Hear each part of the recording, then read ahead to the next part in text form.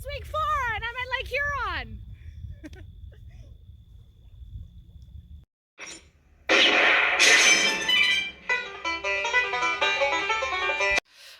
Hi everyone, welcome to the beautiful Pinery Provincial Park, and it's week 4, so I'm here for the day and I thought I'd take you guys along with me for a morning walk and to chat all about research ethics for week 4.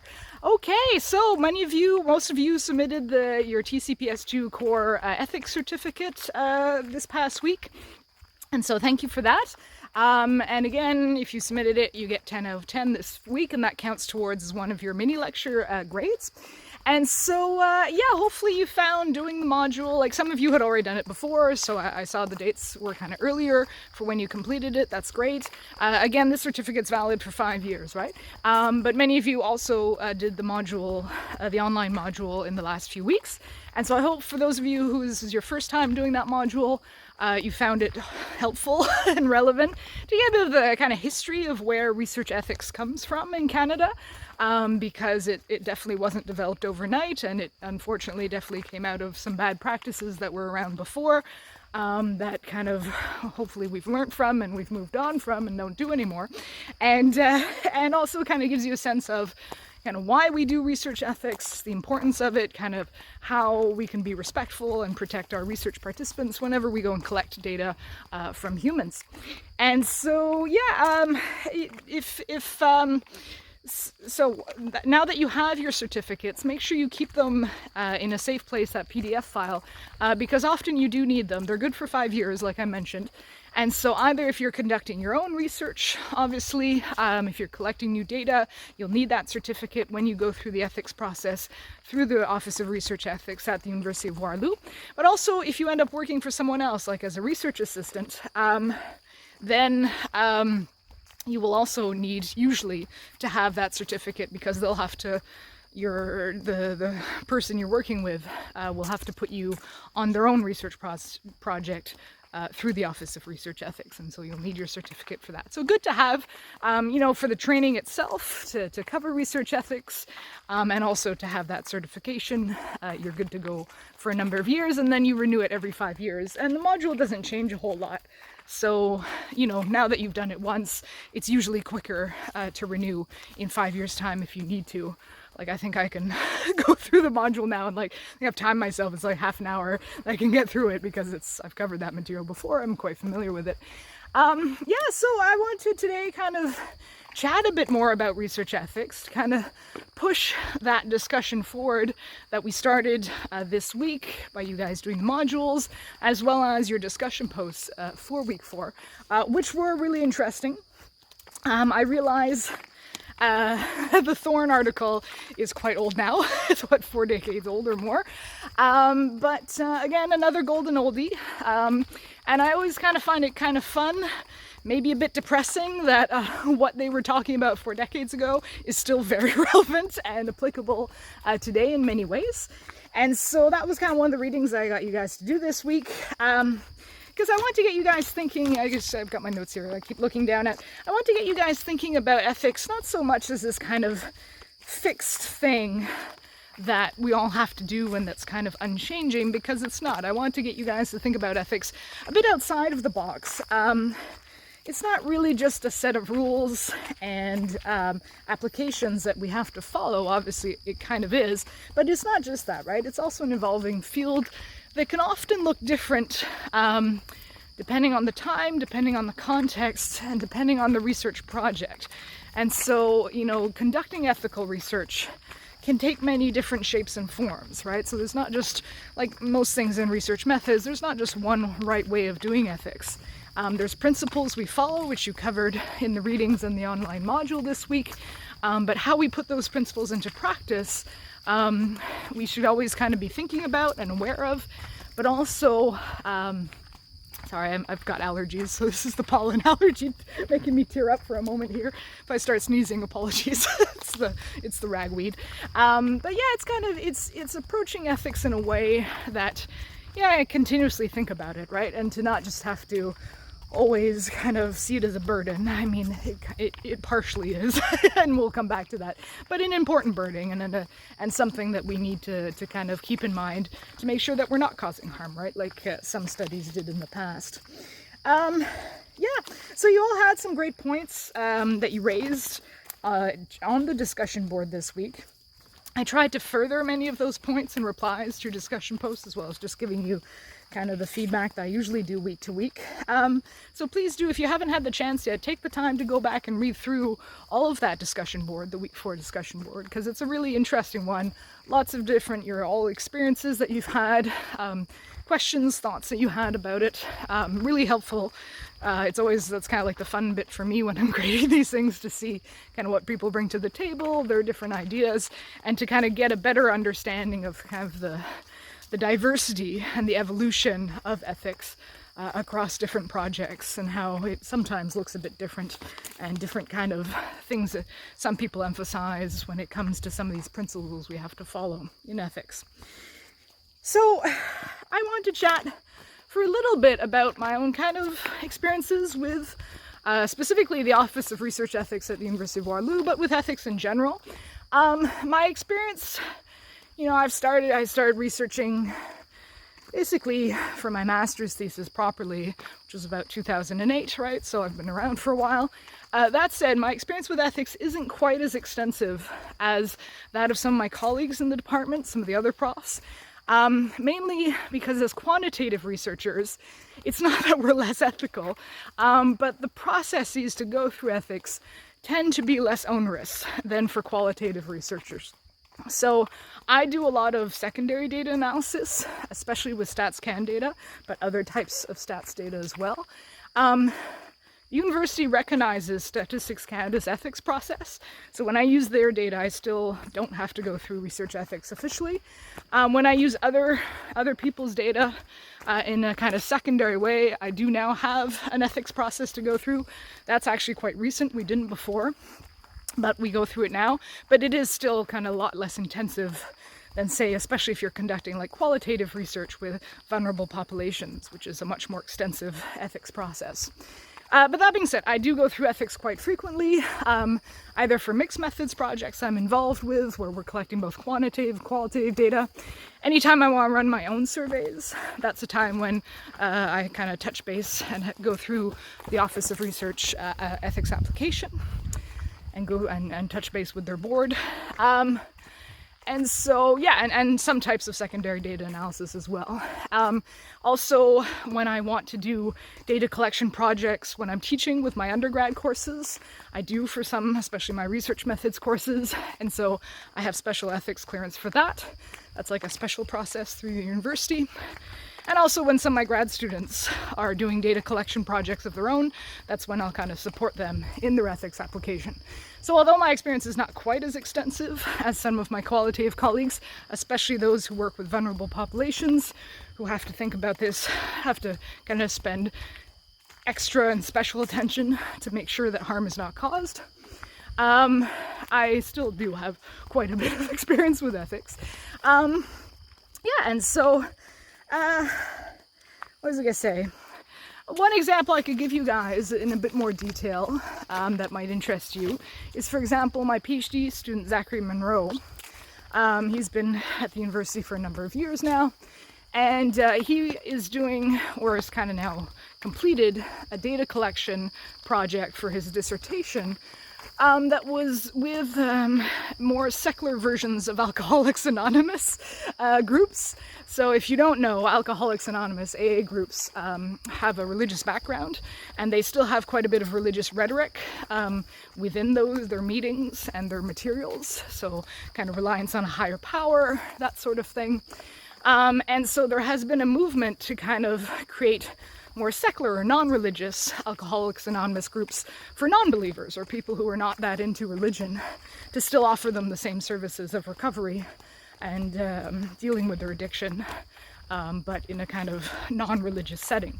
And so Zach was particularly interested with these groups because they've actually caused a bit of controversy within the larger AA movement over the years, and they're becoming more prevalent as Canada's non-religious population has grown. And so he wanted to go and kind of study these groups. So these are, members of these groups are considered vulnerable populations.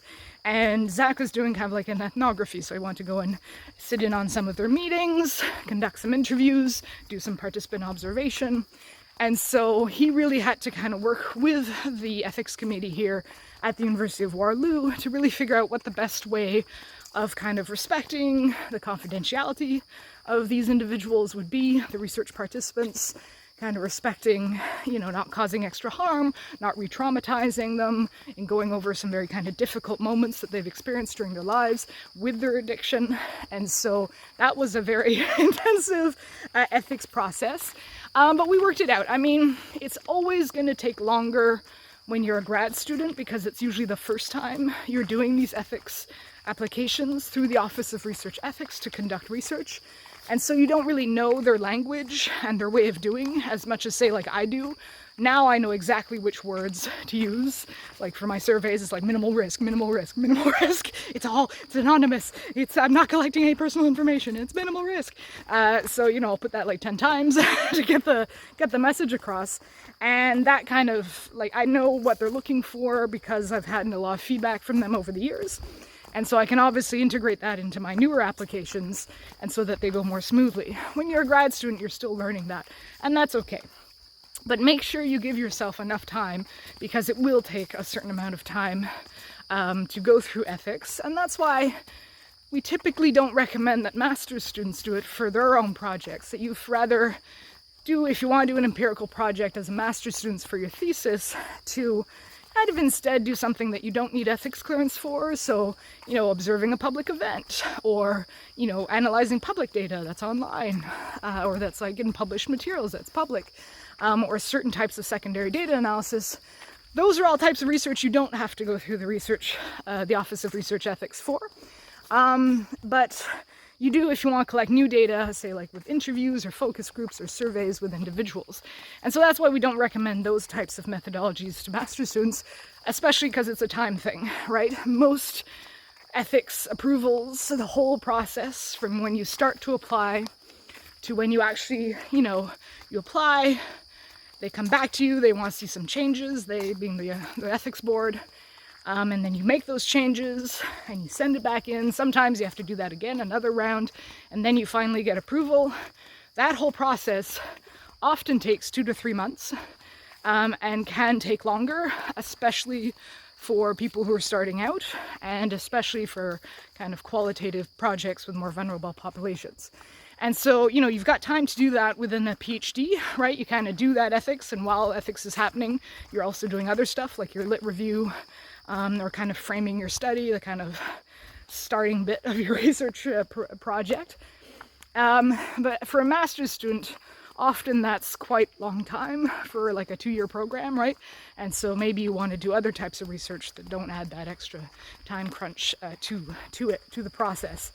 That being said, I have had master's students who have gone through ethics successfully and who've done a thesis at the master's level. And so it is doable, but it did take them a bit longer. So some students are okay with that. They don't mind taking extra term, but some don't want to. And so we'll do a type of research that doesn't require ethics approval, and that's okay.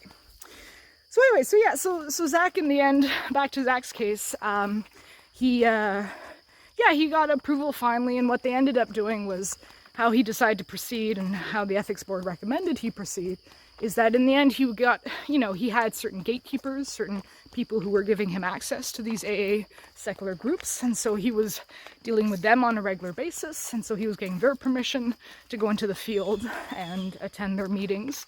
And then at the meetings themselves, he would present himself to everyone openly, right, that he was a researcher, what he was doing, here was the project, and, you know, he was very open, like, come see me anytime, I'm totally cool with it. He was somewhat familiar with these groups beforehand, so he was kind of coming from a more insider perspective, which also helped. And and then, you know, when he conducted interviews, he would always obviously get permission, consent before that. And he was very clear to everyone, like at meetings and during the interviews, that if they shared something that they didn't necessarily want in his project, like a testimony of a specifically maybe difficult or problematic experience someone had, then they could always just come see him, and he just, you know, would never put it in his research project. And I mean, for him, I think that was a bit difficult because some of the stuff people shared was actually very meaningful for his research. His research was looking at how is this kind of AA group translating something that was previously more religious into something that is non-religious. How does that happen? What kind of language is being used? You know, what gets left behind, what gets kept, and what gets kind of done new and translated into this non-religious setting. And I know he had to not include certain things that he would have thought were relevant, but that his research participants didn't want him to include, but he was very respectful of that in the end. And so that was kind of, I know ethics for him was quite a struggle, because it took a long time through the University of Waterloo, but also in the field, he had a lot of moments where, you know, there was maybe a particularly difficult testimony that was shared of victimization or of even criminal behavior, and he wasn't really sure how to ensure anonymity and confidentiality and also kind of respect and to not re-traumatize individuals. And so it was a very evolving process for him, still is in many ways. And kind of, you know, obviously now that he's at the point where he's writing his dissertation up, he's also kind of going to share a lot of what he found with the members of the group to kind of also help them out, to kind of show them what he was doing, to help those who are interested stay informed, but also trying to do it in a way that respects confidentiality, which is not easy when you're working with small groups because a lot of people know each other, and so you have to be very careful of kind of what information he disclosed and what information he didn't disclose, really thinking about like what's actually important for the dissertation and what's not, kind of thing, right? So a lot of struggles there that he went through, but successfully, and I think it was kind of a stronger project at the end for it. And so maybe now kind of coming back to Taylor and Patterson's 2010 typology, which was the other more advanced reading that I got you guys to do this week. You know, just to kind of give you my own position on that, I mean, many of you shared your own and kind of shared the kind of different positions that is in that typology. I would probably say that I'm somewhere, if you think of it as a spectrum, as a continuum, I'm probably somewhere between apparent accommodation and active engagement, right? I'm not gonna lie, I'm not like a full active engager with research ethics. I don't like jump with joy when I have to go through the ethics process, be like, yay, ethics, 2 to 3 months, woo! It is, I mentioned it earlier, I consider it sometimes a burden, an important burden, one that you have to do, but not a particular part that I enjoy of my work, but a necessary part, obviously. You know, was trained at a time where, you know, ethics is now mandatory, right? So I don't remember that pre-ethics days of like, I don't know, the wild, wild west of the 70s or the 80s, where researchers didn't have to go through any research ethics process. And we saw some of the negative consequences of that in the readings in the module this week.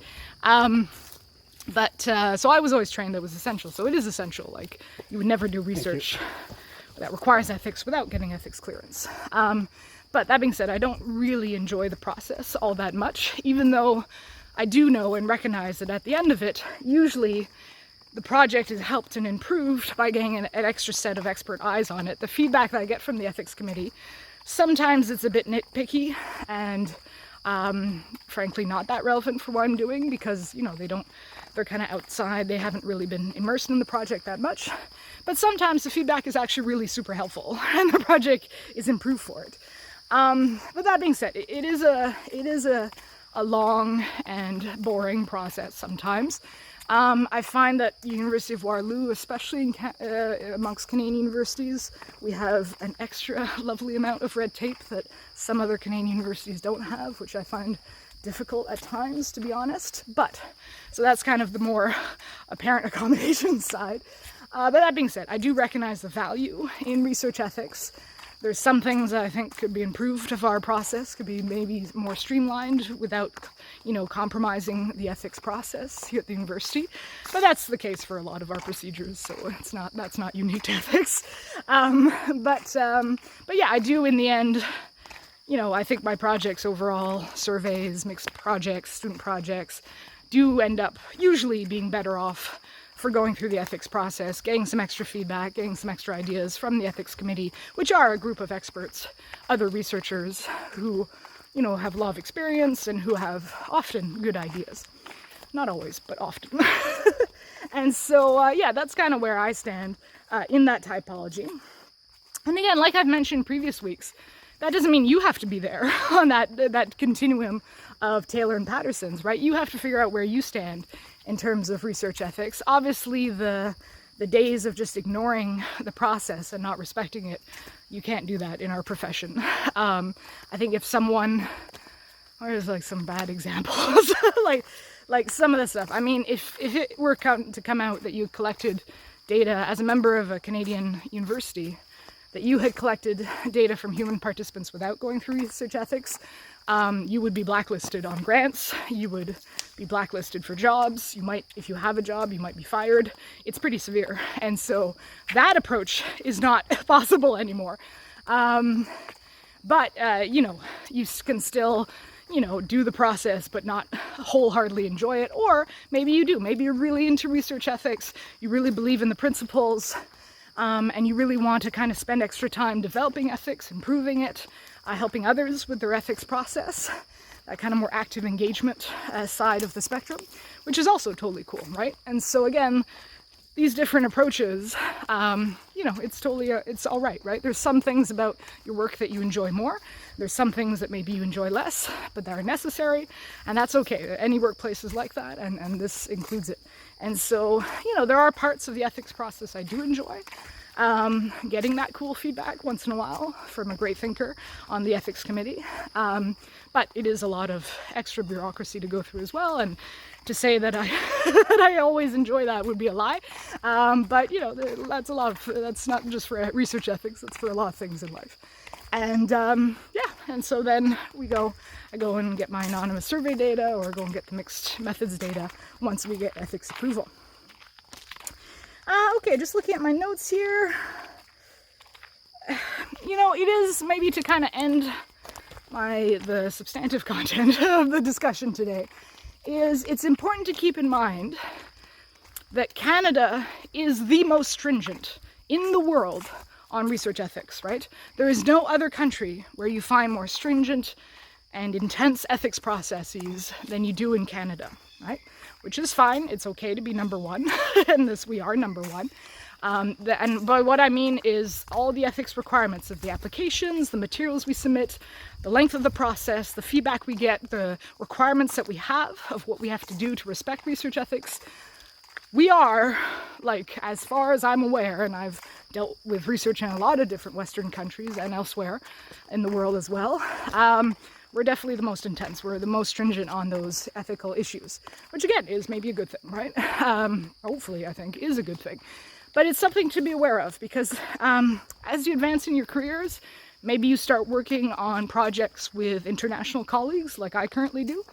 I have colleagues, I work with colleagues on projects from South America, Brazil, Argentina, Chile,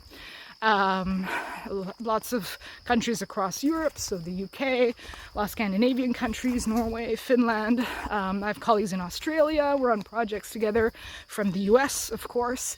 I have colleagues from India, especially Thailand, Singapore, the Philippines. All of those colleagues don't really understand our research ethics process here in Canada, because for all of them, their ethics process is either non-existent, which is not a good thing in my opinion, but it is what it is, or it's a lot less stringent than it is here in Canada. So if you're with international colleagues of yours, peers, and you're complaining about the research ethics process here in Canada, don't be surprised if they don't really get you, if they don't understand, because they don't have as stringent a process as we do. I'll give you one example. In the US, you don't have to go through research ethics if you want to run a survey. Any kind of survey, any kind of population, as long as the data is collected anonymously, which it usually is in a survey, that's it. You don't have to get ethics approval at all. So I have colleagues from the US emailing me like, oh, hey, can you run this like pilot pretest study for this survey like next week? Here's the questionnaire. It's like, no, I can't. Remember, Canada, we have to go through a research ethics application process, even if it's a pilot study, even for survey data. And so it's going to take me at least 2 to 3 months to get that approval, and then I can implement your test data.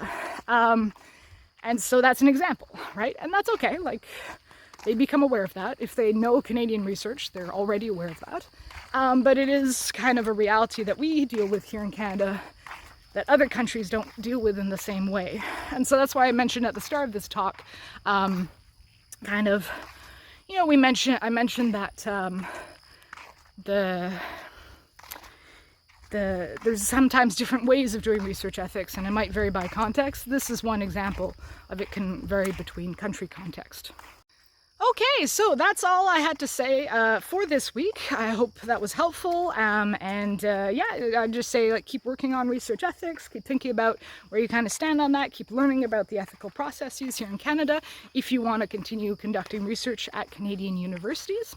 And before I go, we're getting to the view on the trail that will be of the beautiful Lake Huron, so I thought I'd take you guys quickly with me to see that view before we head out. Okay, so let's go see the view.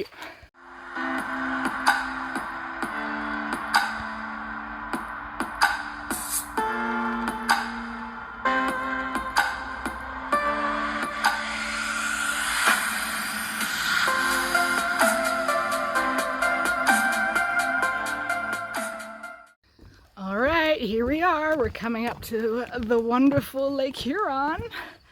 There we are, one of the Great Lakes. So Pinery Provincial Park is about an hour and 45-minute drive from Kitchener, so it's about a nice day trip. I usually come in the fall. And there she is. Look at that. Still feels like summer here. Might be some of the last days of that. Yeah, beautiful pinery. Can you hear the waves? There's a little bit of waves today. All right, good chatting with you all. I'll see you in the next video. Bye.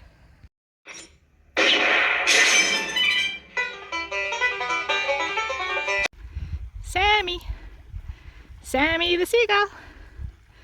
What you doing, Sammy? What you doing? Wanna come see what I got for lunch? Hey, wondering what I brought for lunch? You're officially our post-credit scene, Sammy. All right, have a good week, everyone. Bye.